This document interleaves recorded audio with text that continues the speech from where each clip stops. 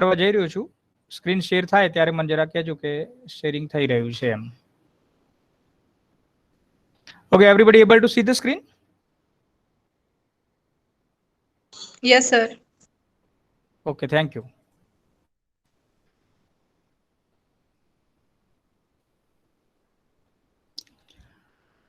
Okay. So, આજનો આપણો topic છે યાદ શક્તિ. આ ટોપિક ઇમ્પોર્ટન્ટ એટલા માટે છે કે આપણે અત્યાર સુધી મતલબ યાદ શક્તિની જરૂર દરેકને પડે છે. આપણે જ્યારથી સમજણા થયા ત્યારથી આપણું ભણવાનું કામ ચાલે છે. મતલબ પહેલા બાલ મંદિરમાં ભણ્યા, પછી પહેલું ધોરણ આવ્યું, બીજું ધોરણ આવ્યું, આમ ધીરે ધીરે ધીરે ધીરે ભણતા ભણતા આપણે 10મા ધોરણમાં આવી ગયા, પછી 12મું ધોરણ આપણે પાસ કર્યું, અત્યારે ગ્રેજ્યુએશનમાં છીએ. કહેવાનો મતલબ એ છે કે આપણે અત્યારે જે કહેવાય કે ગ્રેજ્યુએશન સુધી પહોંચ્યા છીએ. તો ગ્રેજ્યુએશન સુધી પહોંચ્યા એમાં આ યાદ શક્તિનું બહુ મોટું મહત્વ રહેલું છે. ઘણા સ્ટુડન્ટના માર્ક્સ સારા આવતા હોય છે, ઘણા સ્ટુડન્ટના માર્ક્સ ઓછા આવતા હોય છે. તો ઘણા લોકોની યાદ શક્તિ બહુ સારી હોય છે, ઘણા લોકોની યાદ શક્તિ મીડિયમ હોય છે, ઘણા લોકોને ઘણું બધું કશું બધું યાદ રહેતું હોતું નથી.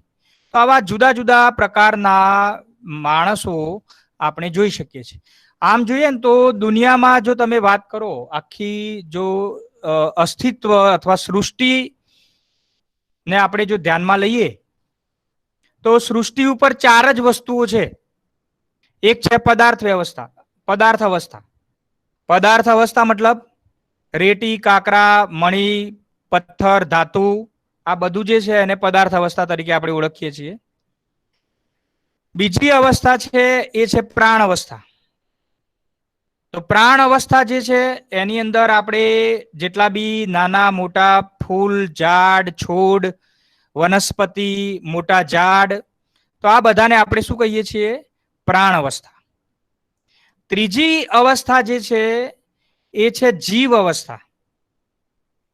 જીવ અવસ્થા મતલબ એની અંદર બધા જ પ્રકારના પ્રાણીઓ, પક્ષીઓ આવી જાય, જેમાં વાઘ, સિંહ, વરુ, કોઈ પણ પ્રકારના ચકલી, કબૂતર, પોપટ, ભેંસ, ગાય, આ બધાને આપણે પ્રાણ અવસ્થામાં કન્સિડર કરીએ. અને છેલ્લી જે અવસ્થા છે એ છે જ્ઞાન અવસ્થા. જ્ઞાન અવસ્થા એટલે કોણ?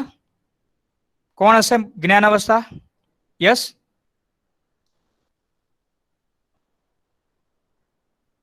યસ, તમે જવાબ આપી શકો. જ્ઞાન અવસ્થામાં કોણ હશે? બાકી કોણ રહ્યું? માનવ. માણસ. Very good. તો માણસ જે છે એને આપણે કહીશું જ્ઞાન અવસ્થા. તો આપણે આખી પૃથ્વી ઉપર જો આપણે એની અંદર જે બી વસ્તુઓ છે એનું જો એનાલિસિસ કરીએ તો એને મુખ્યત્વે 4 ભાગમાં જ વેચી શકાય. એક પદાર્થ અવસ્થા, બીજી પ્રાણ અવસ્થા, ત્રીજી જીવ અવસ્થા અને ચોથી જ્ઞાન અવસ્થા. હવે આ જ્ઞાન અવસ્થા જે છે એ બીજી 3 અવસ્થાઓથી અલગ પડે છે. કઈ રીતે અલગ પડે છે? માણસ એ બીજી અવસ્થાઓથી કઈ રીતે અલગ પડે છે? તો આપણામાં એવું શું છે જે બીજી અવસ્થાઓમાં નથી? યસ, કોણ કહેશે?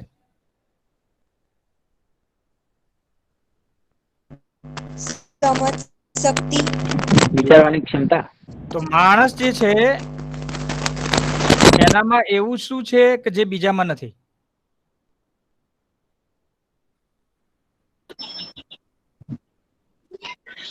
માણસને આપણે સંપૂર્ણ કહીએ છીએ, રાઈટ? એ બીજી અવસ્થાઓ કરતા અલગ છે.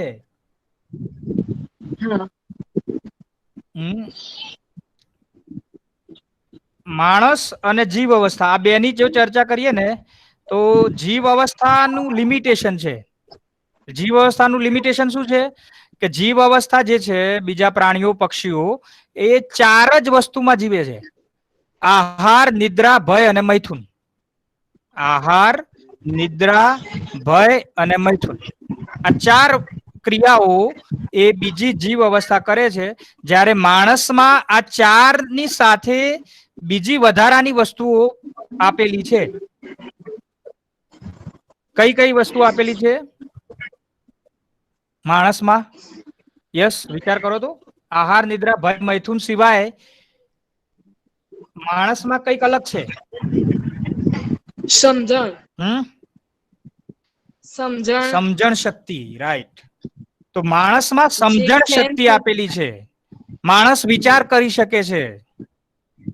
માણસમાં કલ્પનાશીલતા છે અને માણસમાં કર્મ સ્વતંત્રતા છે.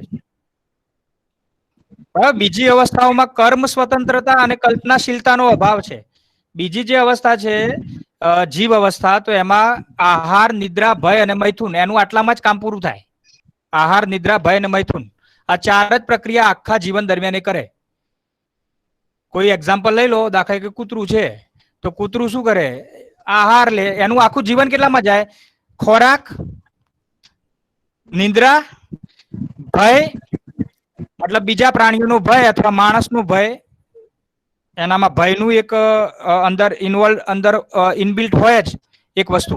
અને ચોથું મૈથુન, મતલબ નવી પ્રજાતિઓ ઉત્પન્ન કરી શકે. એક કૂતરામાંથી નવા કૂતરા જે છે ભવિષ્યમાં એ ઉત્પન્ન કરશે. તો આહાર, નિદ્રા, ભય અને મૈથુન, આ 4 વસ્તુ એ કરી શકે. જ્યારે માણસમાં 2 વસ્તુ વધારે છે, કર્મ સ્વતંત્રતા અને કલ્પનાશીલતા. આ 2 વસ્તુ વધારે છે. માણસ સમજી શકે, માણસ બોલી શકે. માણસમાં કર્મ સ્વતંત્રતા છે. એ પોતાનું કર્મ, મતલબ એની સ્વતંત્રતાથી એ કર્મ કરી શકે. અને કલ્પનાશીલતા, મનાકાર કો સાકાર કરને વાલા, એને આપણે કહીએ માણસ.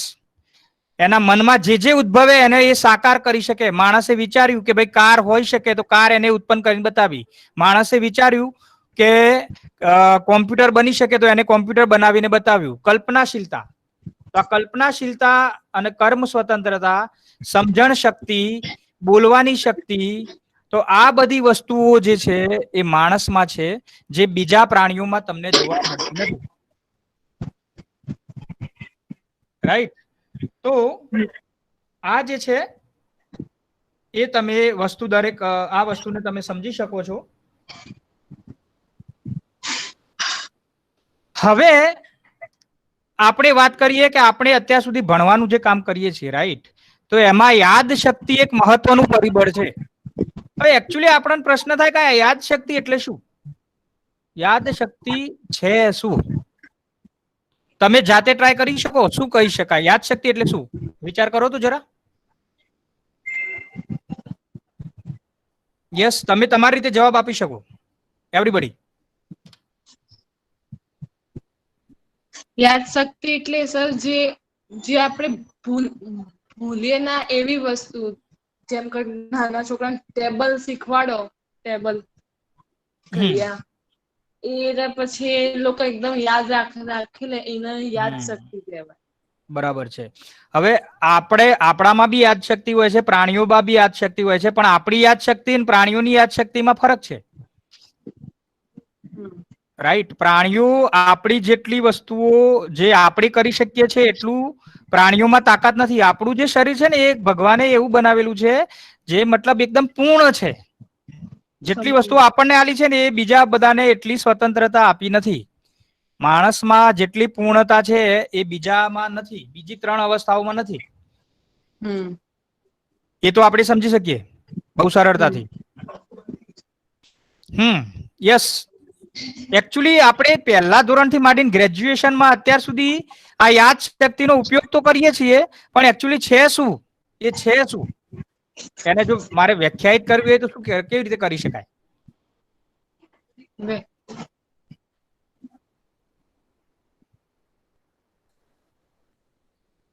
યસ. તો યાદ શક્તિ એ શું છે? તો મુખ્યત્વે યાદ શક્તિ એટલે 3 ક્રિયાઓ એની અંદર થાય છે. યાદ શક્તિની અંદર 3 ક્રિયાઓ થાય છે. કઈ 3 ક્રિયાઓ તમે અબ્બી હાલત સમજી શકશો એને હું જ્યારે વાત કરીશ એટલે. ઓકે, સ્ક્રીન દેખાય છે બધાને? Yes sir. ઓકે. તો યાદ શક્તિ એટલે 3 ક્રિયાઓ. પહેલું છે માહિતીનું રજિસ્ટ્રેશન થવું. પહેલી ક્રિયા કઈ થાય છે? માહિતીનું રજિસ્ટ્રેશન. પછી બીજી ક્રિયા માહિતીનો સ્ટોરેજ. અને ત્રીજી ક્રિયા જ્યારે જરૂર પડે. યસ. સર જે તમે બોલો છો એ નહીં આવતું. યાદ શક્તિ એટલે શું એ બસ એટલું જ લખેલું આવે છે. યાદ શક્તિ એટલે શું એટલું જ લખીને આવે છે ને. હાલે હજી મેં બીજી સ્ક્રીન ચાલુ નથી કરી, એ જ સ્ક્રીન જ છે. યાદ શક્તિ એટલે શું, હું મોઢે બોલું છું કે માહિતીનું રજીસ્ટ્રેશન થાય છે.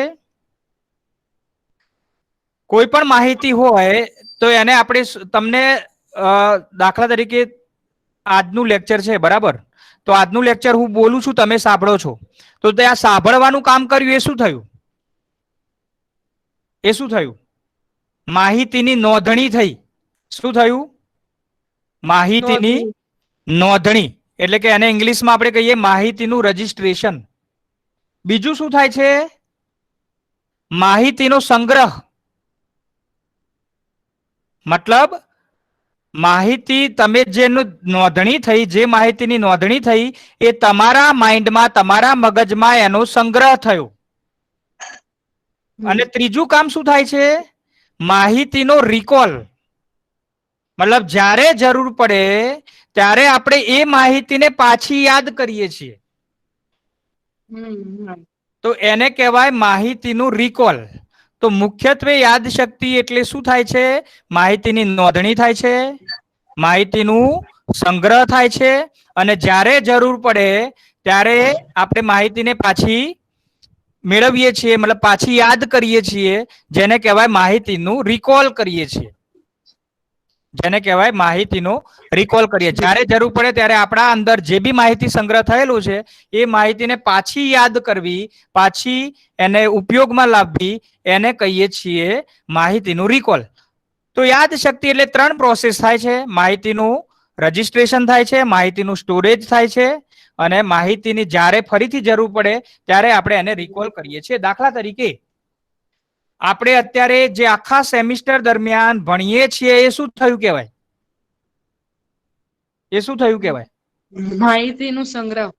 સંગ્રહ કે રજીસ્ટ્રેશન? મતલબ બંને વસ્તુ. એ જ્યારે લેક્ચર ભરો છો ત્યારે માહિતીનું રજીસ્ટ્રેશન થયું, અને એ પછી તમારા માઇન્ડમાં શું થશે? એનો સંગ્રહ થશે, અને પછી પરીક્ષામાં જ્યારે પ્રશ્ન પૂછાય ત્યારે શું થાય છે?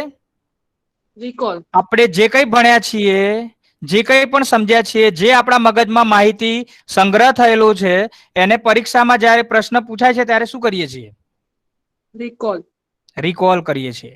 તો યાદશક્તિ હવે તમને ખ્યાલ આવી ગયો હશે. મૂળભૂત તમે આ જ કરો છો. કોઈ પણ ઘટના અથવા માહિતીનું રજીસ્ટ્રેશન થાય છે, એ ઘટના અથવા માહિતી તમારા માઇન્ડમાં સચવાય છે, અને એ જ ઘટના અને માહિતી જ્યારે જરૂર પડે ત્યારે એને ફરીથી આપણે યાદ કરીએ છીએ, એટલે કે માહિતીનો રિકોલ કરીએ છીએ.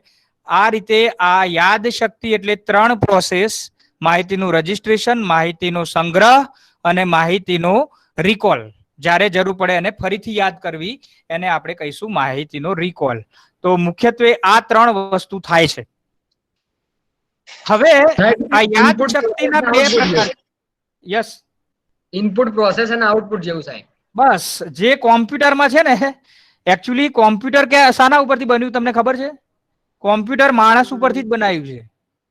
માણસ જે કામ કરે છે ને એ જ કોમ્પ્યુટરમાં કર્યું. એમને શું કર્યું કે ઇનપુટ એટલે માહિતીનું રજીસ્ટ્રેશન, એમાં પણ મેમરી હોય છે, કોમ્પ્યુટરમાં પણ મેમરી હોય, માણસમાં પણ મેમરી હોય. માણસમાં 2 પ્રકારની મેમરી, નાનું મગજ, મોટું મગજ. કોમ્પ્યુટરમાં પણ 2 પ્રકારની મેમરી, રેમ અને હાર્ડ ડિસ્ક.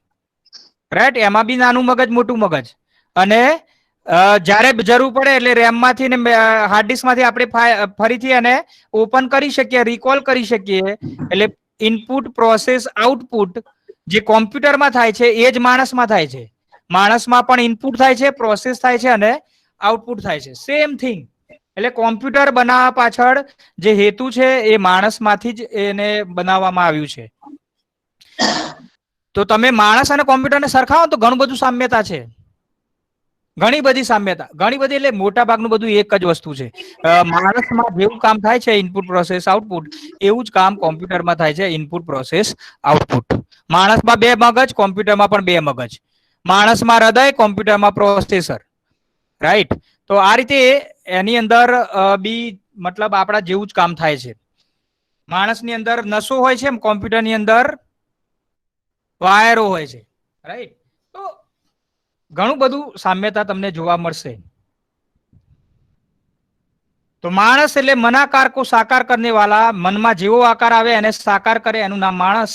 અને મનસ્સ્થાનો આશાવાદી, કે જેને માનસિક રીતે સ્વસ્થ રહેવું છે, એની આશા એનામાં હંમેશા જીવન છે. પછી એ સ્વસ્થ રહી શકે ના રહી શકે માનસિક અને શારીરિક રીતે એ ડિપેન્ડ કરે છે એની સમજણ ઉપર, પણ એની આશા તો છે જ કે એ જીવનભર સ્વસ્થ શારીરિક રીતે બી રહેવા માંગે છે અને માનસિક રીતે બી સ્વસ્થ રહેવા માંગે છે. મન સ્વસ્થતા કા આશાવાદી, આ માણસની જે કહેવાય કે એની વ્યાખ્યા કહી શકાય.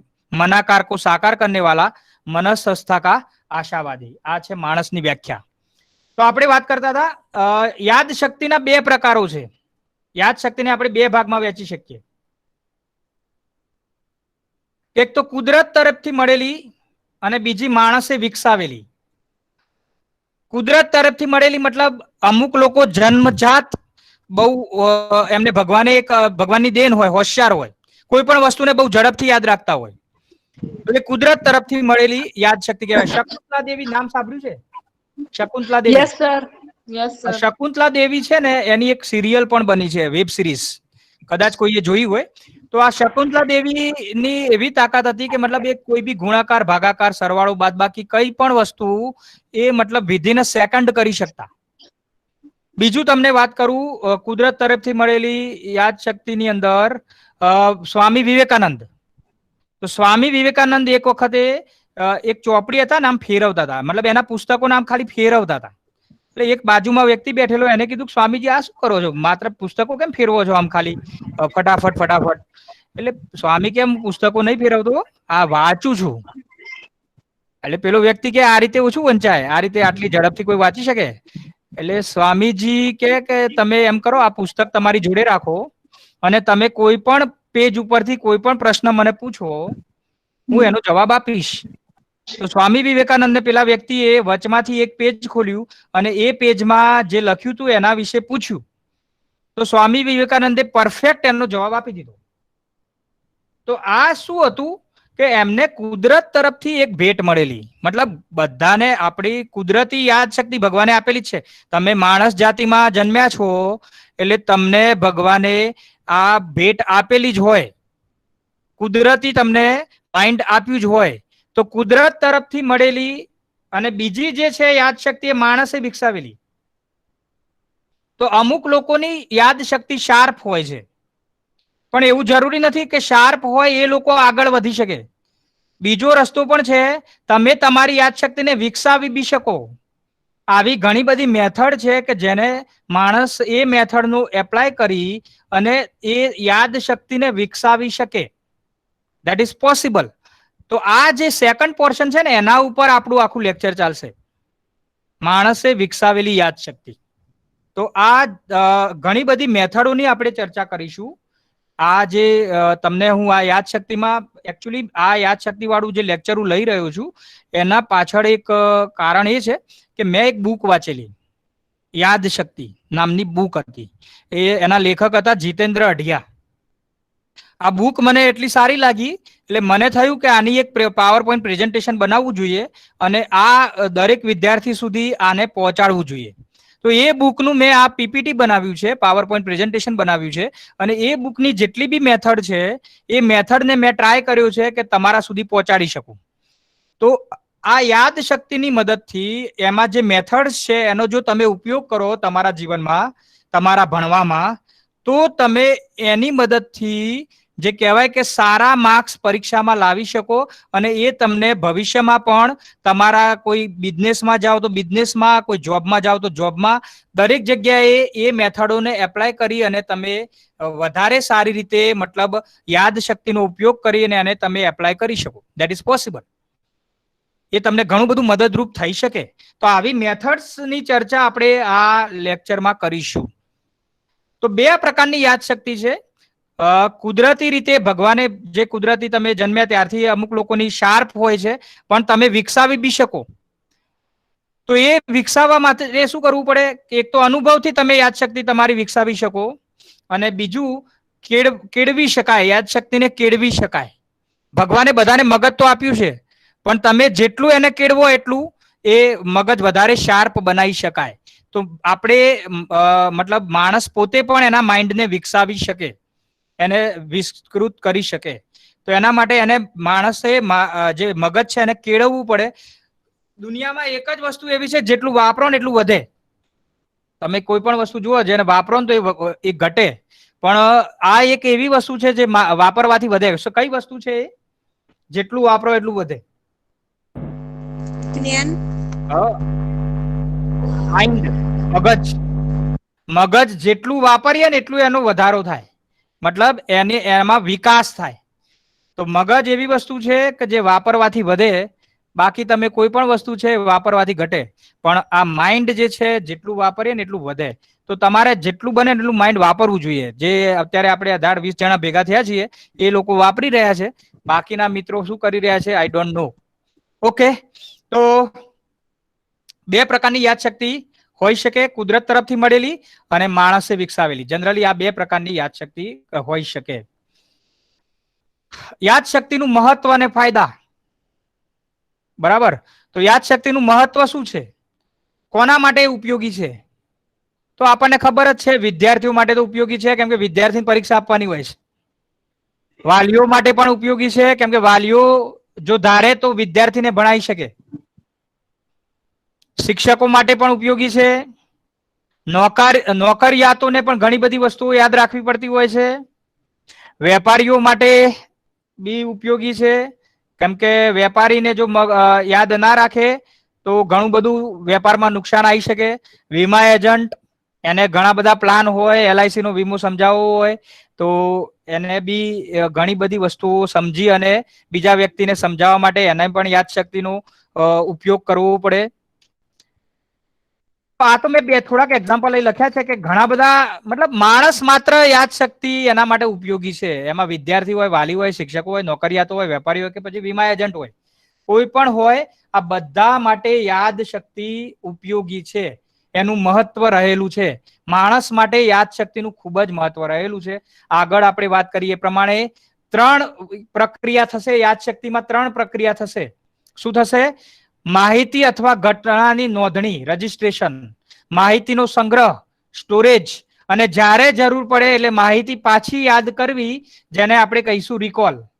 તો યાદશક્તિમાં મુખ્યત્વે આ 3 પ્રોસેસ થશે. માહિતીની નોંધણી, માહિતીનો સ્ટોરેજ, તમારા માઇન્ડમાં માહિતીનું સ્ટોરેજ, અને જ્યારે જે જરૂર પડે એટલે પાછી માહિતીને યાદ કરવી, જેને આપણે કહીશું રિકોલ. માહિતીને પાછી યાદ કરવી, જેને આપણે કહીશું રિકોલ. ઓકે, આટલે સુધીનું લેક્ચર બધાને સમજાઈ ગયું હશે? આમાં કોઈ કન્ફ્યુઝન? એનીબડી? નો સર. નો સર. પરફેક્ટ ચાલે છે? ઓકે, આગળ વધીએ. ચલો, હવે માહિતીની નોંધણી. આ માહિતીની નોંધણી કઈ રીતે થાય છે એ જરાક વિચારો. માહિતીની નોંધણી થશે કેવી રીતે? આ સ્લાઇડમાં હું નીકળી જાઉં. ચલો, માહિતીની નોંધણી કઈ રીતે થશે? પહેલો પોર્શન. Yes, anybody? વિચારો, વિચારવા. કલ્પનાશીલતા ભગવાને આપણને આપેલી છે. વિચારી શકીએ, આપણે કલ્પના કરી શકીએ. માહિતીની નોંધણી કઈ રીતે થશે? સર, કોઈ વસ્તુ જોઈને, કોઈ સાચી વસ્તુ વાત છે. ટચ કરી. પરફેક્ટ. પછી એટલે આપણા શરીરમાં જે 5 ઇન્દ્રિયો આવેલી ને એનાથી આપણે માહિતી. Very good, very good, very good, perfect.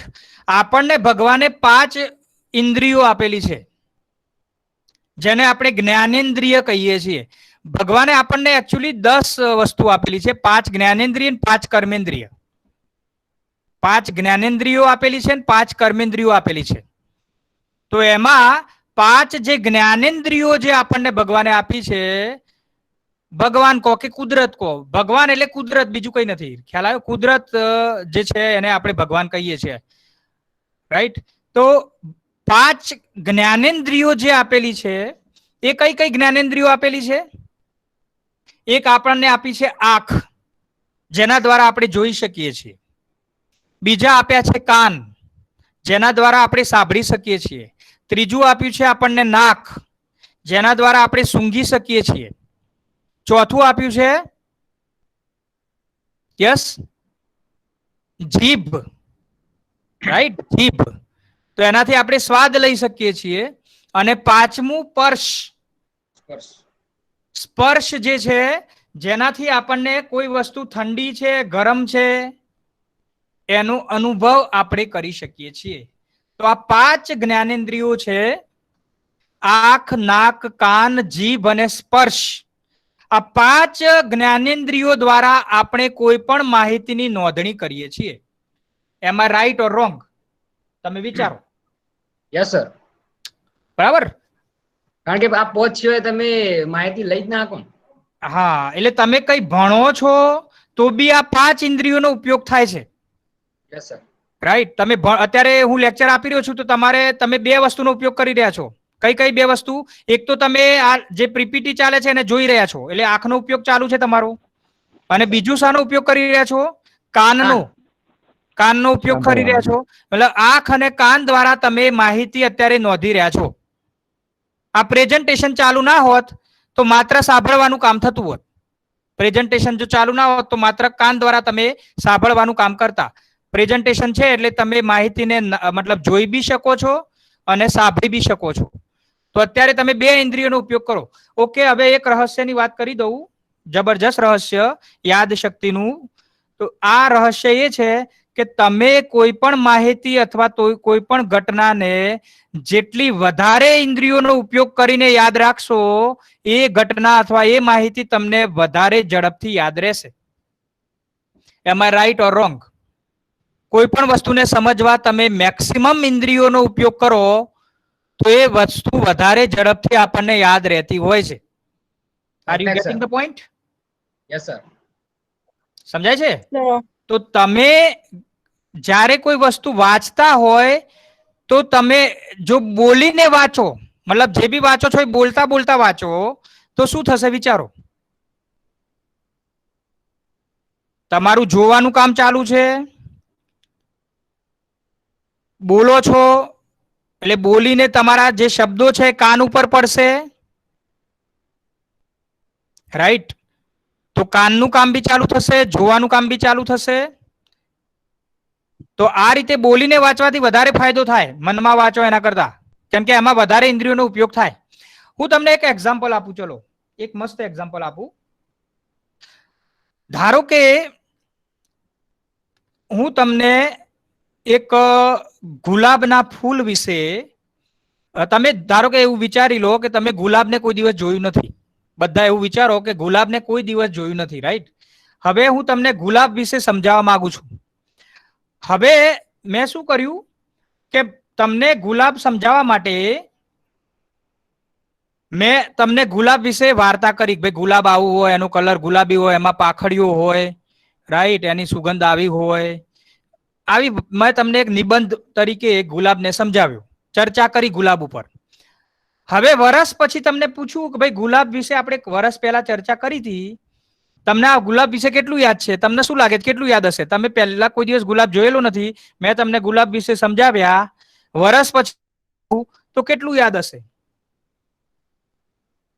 Yes. ના યાદ રહે સાહેબ. ગુલાબ ને કમળ ને બધું ભેગું થઈ જાય.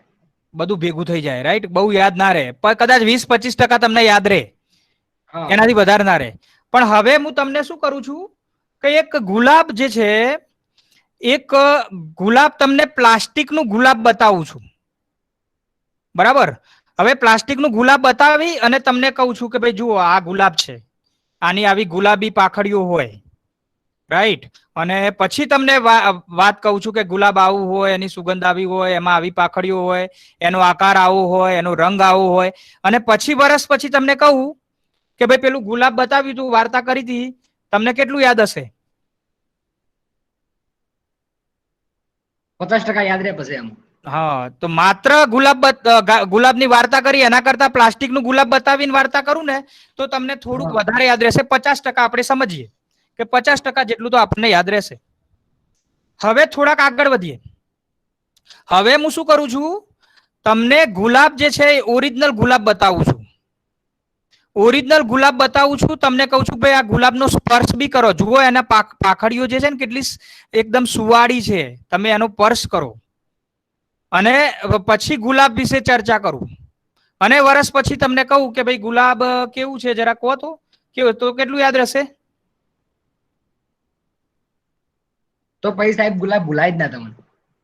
હા, લગભગ પેલા કરતા વધારે 70%. હા. હવે થોડાક આગળ વધીએ. હવે હું તમને કહું ભાઈ, ગુલાબને સ્પર્શ બી કરો ને સૂંઘી બી લો, એને સૂંઘો અને એની સુગંધનો અનુભવ કરો. કેવું સરસ સુગંધ આવે છે, જરાક અનુભવ કરો. અને ગુલાબને તમને ઓરિજિનલ ગુલાબ આપું છું, એની સુગંધ બી લેવા દઉં છું, એના પાખડીઓને સ્પર્શ બી કરવા દઉં છું, અને પછી ગુલાબ વિશે વાર્તા કરું છું. તો કયું વધારે યાદ રહેશે? તો આમાં કેટલો ટકા યાદ રહેવાની શક્યતા રહેશે? Complete sir. 80%. હમ. અને છેલ્લો પ્રયોગ, હું તમને ગુલાબ બતાવું છું, સૂંઘવા દઉં છું, એનો સ્પર્શ કરવા દઉં છું, ગુલાબ વિશે વાર્તા કરું છું, અને એમ કહું છું કે ભાઈ આ ગુલાબને જરા ચાખી બી જુઓ. એની જે પાખડી છે ને એને તમે ચાખી લો, સ્વાદ પણ લઈ લો. અને હવે તમને વર્ષ પછી પૂછવામાં આવે કે ભાઈ ગુલાબ કેવું હતું, ગુલાબ, તો શું લાગે તમને? કેટલું યાદ રહેશે? 100%. કદાચ 1-2% ઓછું, બાકી તમને મતલબ એમાં 98% તો શક્યતા છે કે આપણને પરફેક્ટ ગુલાબ સમજાઈ જશે. ગુલાબને આપણે અનુભૂત કરી શકીશું, એને આત્મસાત કરી શકીશું, એટલા સુધીનું લેવલ આપણું થઈ જશે. તો અહીં હું તમને શું કહેવા માંગુ છું, ખ્યાલ આવે તમને? કે તમે માહિતીની નોંધણી જ્યારે કરો છો ત્યારે જેટલી વધારે ઇન્દ્રિયોનો ઉપયોગ કરશો, એ માહિતી વધારે સારી રીતે આપણે એને રજીસ્ટ્રેશન કરી શકીશું.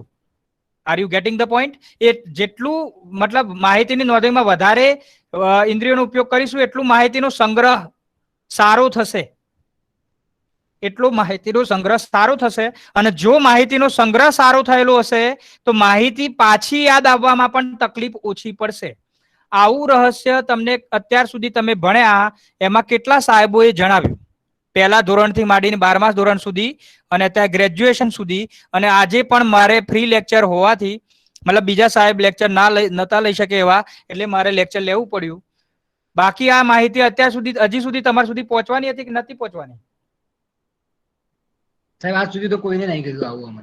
નહીં કીધું ને? તો મને કોઈ તો ક્લિયર નહીં. આપણા રહસ્ય અને ખરેખર આનું મહત્વ છે કે નહીં? સોન સાહેબ, કેમ કે અત્યાર સુધી આપણે જે કરતા હોય ને એકચ્યુઅલી શું કરીએ છીએ જ આપણને ખબર નથી. ભણવાનું કામ ચાલુ છે, પણ ભણવાના કામમાં થાય છે શું એ જરા સમજી લઈએ તો ભણવાનું કદાચ સરળ થઈ શકે. R you getting the point?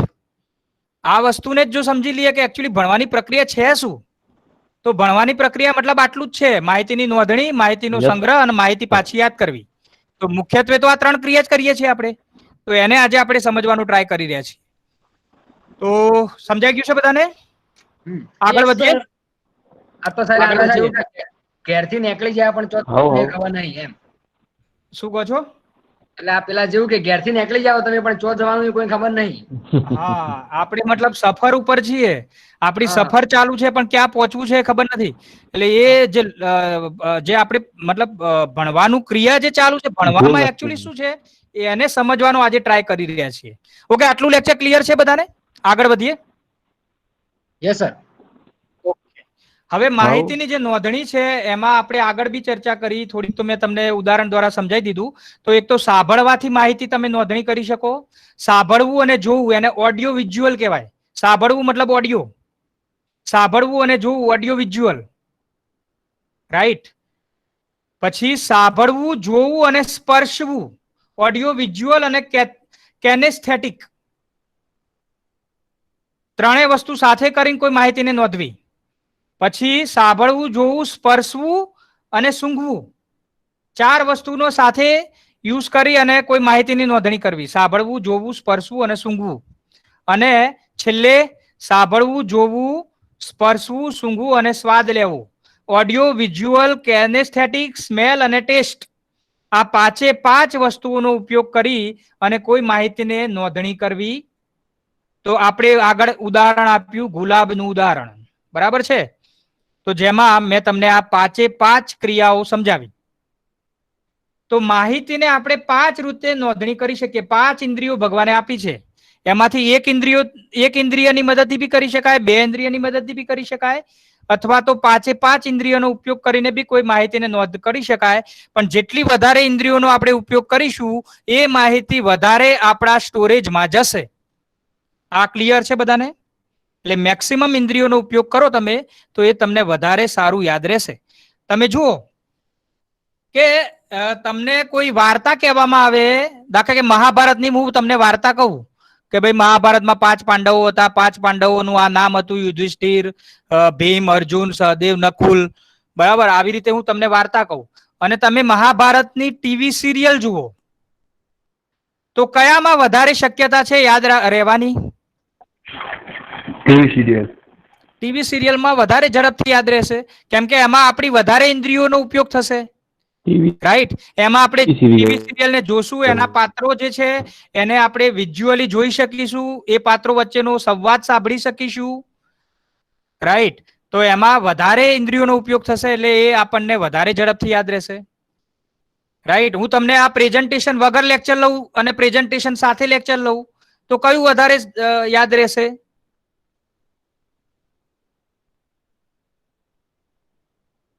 Presentation વગર જ ચર્ચા કરીએ અને પ્રેઝન્ટેશન સાથે ચર્ચા કરીએ, કયું વધારે યાદ રહે? પ્રેઝન્ટેશન સાથે. યસ,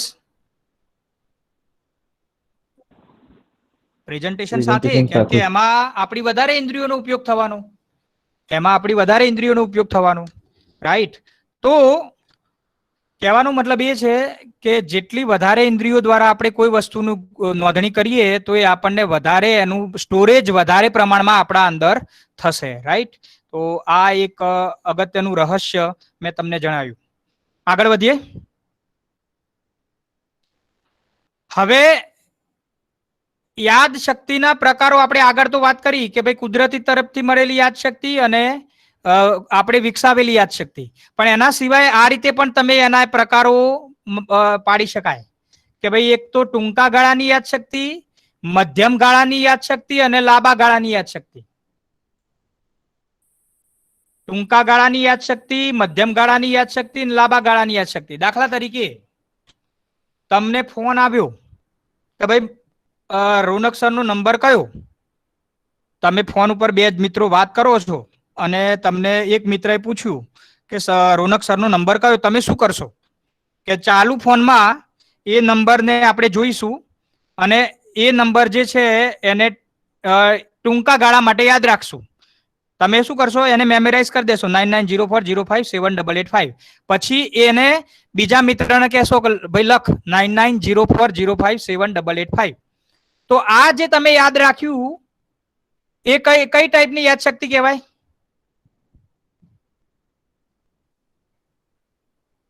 આ ટેલિફોન નંબર તમને 2 કલાક પછી પૂછવામાં આવે તો યાદ હશે? નહીં હોય. એ માત્ર તમે 5 કે 10 સેકન્ડ માટે જ યાદ કર્યું.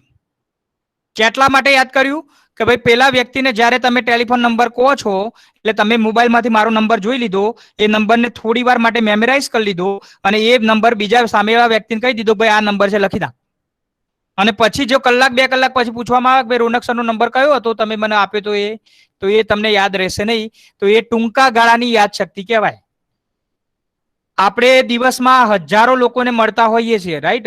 તમે રસ્તામાં જતા હોય કેટલાય લોકોના ચહેરા તમારી સામેથી પસાર થતા હશે, પણ એ ચહેરા માત્ર જ્યારે તમારી સામેથી નીકળે ત્યાં સુધી યાદ હશે, પણ પછી એ જેવું જતો રહ્યો એ ઘટના આપણને યાદ નહીં હોય, એ ચહેરો આપણને યાદ હશે નહીં, કેમ કે એ માત્ર ને માત્ર તમારી સામેથી નીકળ્યો ત્યાં સુધી એ તમારા આંખમાં પડ્યો ગયો, પછી તમને એ યાદ રહેશે નહીં. ટૂંકા ગાળાની યાદ શક્તિ. મધ્યમ ગાળાની યાદ શક્તિ, દાખલા તરીકે પરીક્ષામાં જે આપણે તૈયારી કરીએ છીએ, મધ્યમ ગાળાની યાદ શક્તિ, સેકન્ડ નંબર. તો પરીક્ષામાં શું કરીએ છીએ? પરીક્ષા નજીક આવી એટલે તૈયારી કરી દઈએ, 10-15 દિવસ બરાબર વાંચીએ, રાઈટ. અને પછી પરીક્ષામાં બેસીએ એટલે આપણને પરીક્ષા પૂરતું એને લખી નાખીએ. વર્ષ પહેલા પૂછવામાં આવે, તમને હું અત્યારે પૂછું ભાઈ ચલો પ્રકાશ સંશ્લેષણની ક્રિયા ક્યારે ભણ્યા હતા તમે? 7મા ધોરણમાં.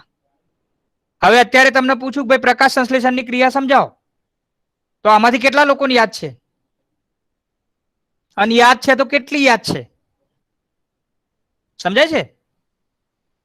પણ તમને અત્યારે પરીક્ષામાં મતલબ આપણે પરીક્ષા જ્યારે આપીએ છીએ ને તો 10 દાડા માટે તૈયારી કરીએ છીએ અને પછી પરીક્ષામાં લખીએ ત્યાં સુધી યાદ હોય, રાઈટ. અને જેવી પરીક્ષા પૂરી મહિના પછી પૂછવામાં આવે એનું એ જ પેપર ફરીથી આપવામાં આવે કે ભાઈ લખ આ પેપર, હવે શું થાય?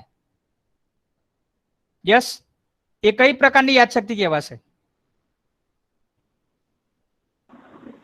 મધ્યમ ગાળાની. મધ્યમ ગાળાની યાદશક્તિ. મતલબ માત્ર પરીક્ષા પૂરતું યાદ હશે, પરીક્ષા પૂરી, વાત ગઈ બાત ગઈ, પરીક્ષા પૂરી અને એનું જે યાદ રાખ્યું હતું એ બી ગયું.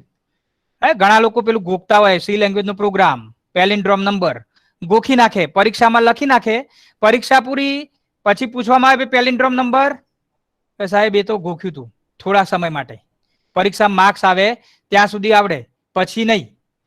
પણ લાંબા ગાળાની યાદશક્તિ એટલે કેવી? તો એ તમને કાયમી યાદ હોય. દાખલા તરીકે વિનિંગ મોમેન્ટ, તમે કોઈક વખતે કોઈ સ્પર્ધાની અંદર કોઈ તમે વિજય મેળવ્યો હોય, ક્રિકેટ ટુર્નામેન્ટ જીતી હોય, તો તમને ક્યાં સુધી યાદ રહે? 5 વર્ષ યાદ રહે, 10 વર્ષ કે 90 વર્ષના તો ત્યારે બી યાદ હોય.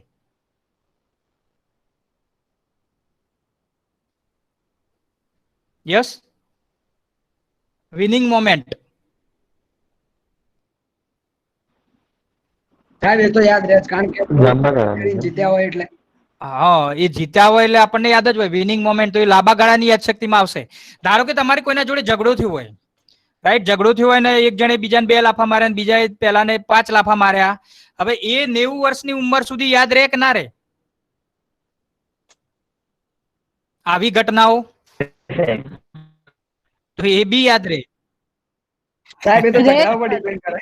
તો વિનિંગ મોમેન્ટ હોય, ઝઘડા વાળા મોમેન્ટ હોય, બરાબર, તો એ જે છે ને એ આપણને લાંબા ગાળા સુધી યાદ રહે, રાઈટ. પણ જે કે અગત્યની માહિતી હોય એ આપણને જલ્દી યાદ રહેતી નથી.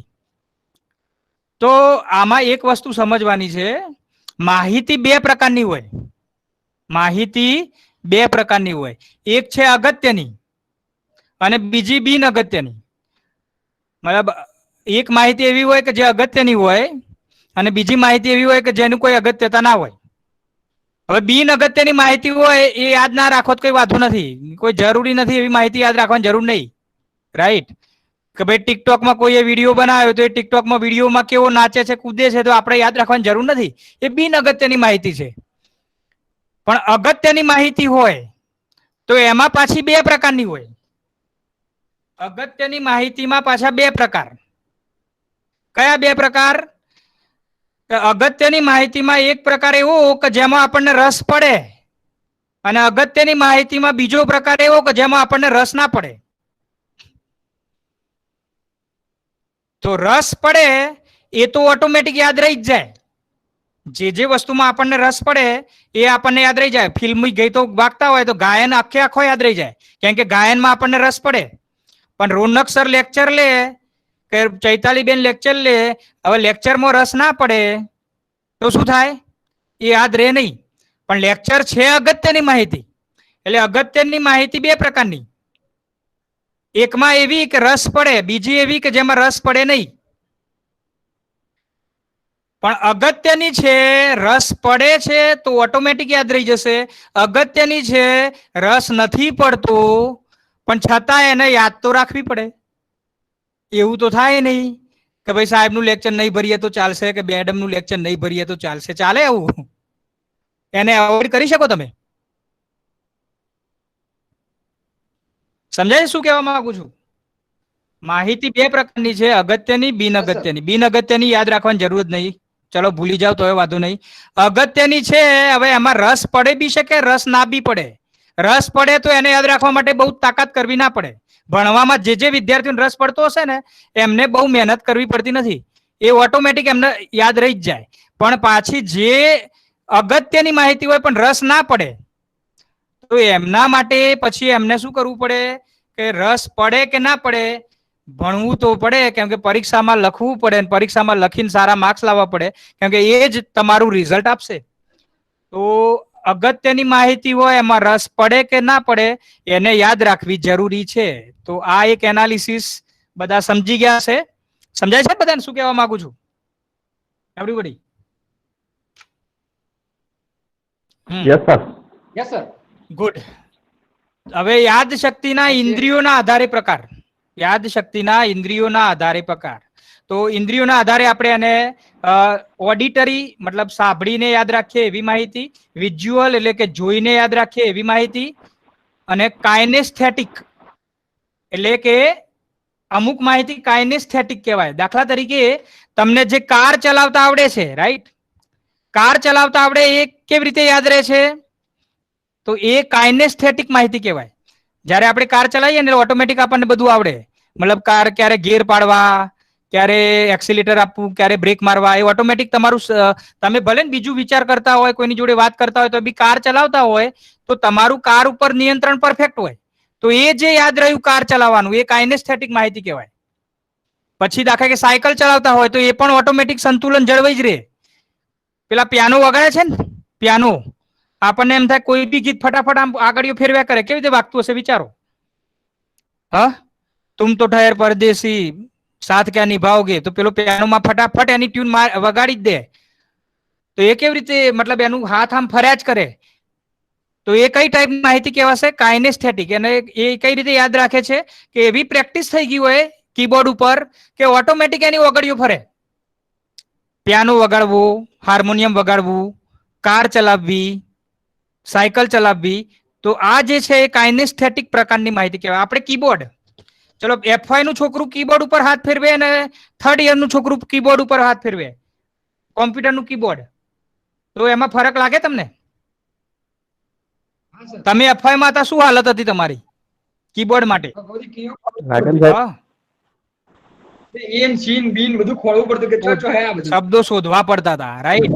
હા. અને હવે શું થાય છે, ઓટોમેટિક કીબોર્ડ ઉપર તમે કોઈ કીબોર્ડ ને યાદ નહીં રાખી લીધું, પણ હવે તમે કીબોર્ડ ઉપર ગમે તેમ હાથ ફેરવશો ને, તમારે જે લખવું હોય ફટાફટ ઓટોમેટિક તમારા માઇન્ડમાં એ એપ્લાય થઈ જાય છે. તો આ કઈ પ્રકારની માહિતી થઈ? Kinesthetic. It is called kinesthetic. Car ચલાવવી, સાયકલ ચલાવવી, કીબોર્ડ, હાર્મોનિયમ વગાડવું, તો આ બધું ઓટોમેટિક તમારા મગજમાં ફિટ થઈ જાય. અને એ ફિટ થઈ જાય, જ્યારે બી તેનો ઉપયોગ કરો તમને એ ઓટોમેટિક યાદ આવી જાય. તો આ જે છે એને તમે 3 પ્રકારે વેચી શકો ઇન્દ્રિયોના આધારે: ઓડિટરી એટલે સાંભળીને, વિઝ્યુઅલી એટલે જોઈને, અને ત્રીજી છે કાઇનેસ્થેટિક એટલે કે કાર ચલાવવાનું જે યાદ રહે છે, સ્વયં સંચાલિત. આ બધું મગજમાં, આપણા મગજમાં સ્થિર થઈ ગયું હોય, રાઈટ. તો એ આપણે આપણા માઇન્ડમાં પછી એને જેવું જરૂર પડે એ પ્રમાણે એને યાદ કરી અને જ્યારે બી એનો ઉપયોગ કરીએ, કીબોર્ડ યુઝ કરીએ કે પછી કાર ચલાવીએ કે પછી સાયકલ ચલાવીએ, તો ઓટોમેટિક આપણને યાદ આવી જશે. તો ઇન્દ્રિયોના આધારે તમે આ રીતે એનો ભાગ પાડી શકો. ઓકે, હવે શું કરવું છે ભાઈ? આ લેક્ચર આગળ કન્ટિન્યુ કરવું છે કે આજે આટલું રાખીએ, પછી નેક્સ્ટ ટાઈમ મળીએ ત્યારે આગળ વધારીએ? આવો તો નહીં સાહેબ. નેક્સ્ટ ટાઈમ રાખો. કન્ટિન્યુ રાખો. કન્ટિન્યુ રાખું? Yes everybody? યસ હવ હવ. ઓકે, એક કામ કરીએ, ચાલો સાહેબ. આજે આ લેક્ચર ને આટલે રાખીએ આપણે. આઈ થિંક મને લાગે છે કે બધાને રસ પડ્યો છે આમાં.